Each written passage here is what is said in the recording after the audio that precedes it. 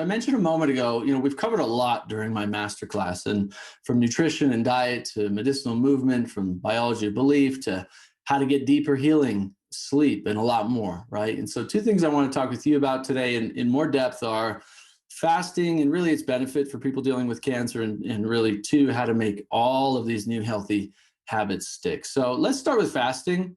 Can you maybe open up a little bit about a foundation of what is fasting, technically speaking, the evidence-based benefits of it, and how can it help people dealing with cancer? Yeah, for sure. So fasting is basically going without, and you can fast from social media, you can fast from food, right? Which is what we're going to focus on. You can pretty much fast from anything, right?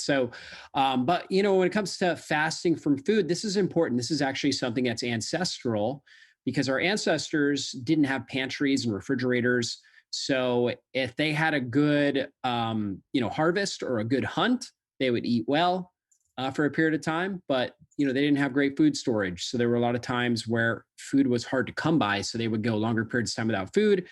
And in a lot of cultures, they had built-in strategies where they just didn't eat often throughout the day, right? And then you also have a lot of different religions as well that all incorporate fasting as a way of basically improving mental, emotional, and spiritual health.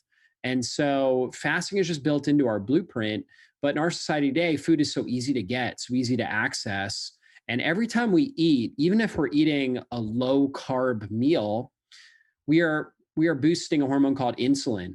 And insulin is a superhero hormone, but it has to be kept under check. We need to create good insulin sensitivity, or our cells really respond well to it. And what insulin does, it takes sugar out of the bloodstream, puts it into the cells. And that's important because high blood sugar is toxic. In fact, you look at somebody who's an uncontrolled diabetic, and what happens? They have these really high blood sugar, and the sugar molecules will bind to proteins and create sticky proteins, or we call them advanced glycation end products, or AGEs. These things accelerate the aging process in our body. They're like shrapnel going through our bloodstream, destroy our arteries and capillaries. They damage our kidneys, they damage our nerves, causing things like optic neuritis and peripheral neuropathy. And people with diabetes end up dying of heart disease and cancer, or kidney failure, or something along those lines. And so getting our blood sugar stable is really important, but we need to keep insulin under control as well. And if we're constantly eating throughout the day, like the average American is eating 5 or 6 times a day. So even just taking like a handful of, almonds, or just drinking a little bit of kombucha or something. Most of the listeners here are living somewhat healthy lifestyles. They're trying to be healthy. They're trying to, consume all these different superfoods. They're drinking coconut water and kombucha. But if we're doing this continuously throughout the day, every time we do that, we're bumping up our insulin. And when we do that, insulin triggers inflammation, and it also triggers cell reproduction. So it's a building hormone. It tells the body to build.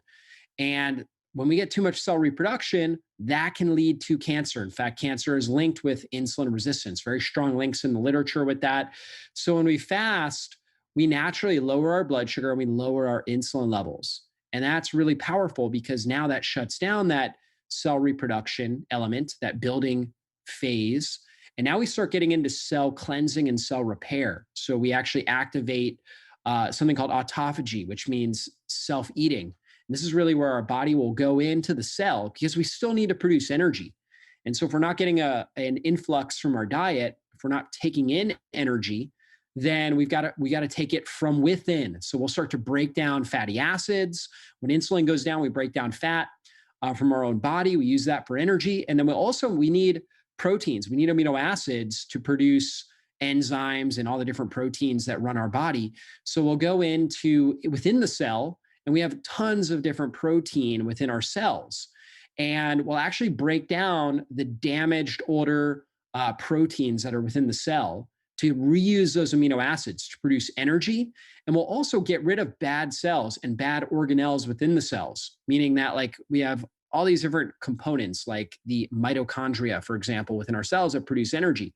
So we'll get rid of the bad, old, damaged mitochondria, and we'll form new mitochondria. This is really important because we know that cancer, one thing that is common with all different types of cancer is dysfunctional mitochondria.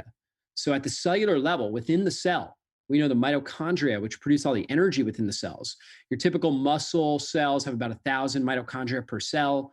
Brain cells have like 10,000 per cell. Heart has 5,000 per cell. Liver has about 3,000 per cell. So, I mean, we have tons of these mitochondria.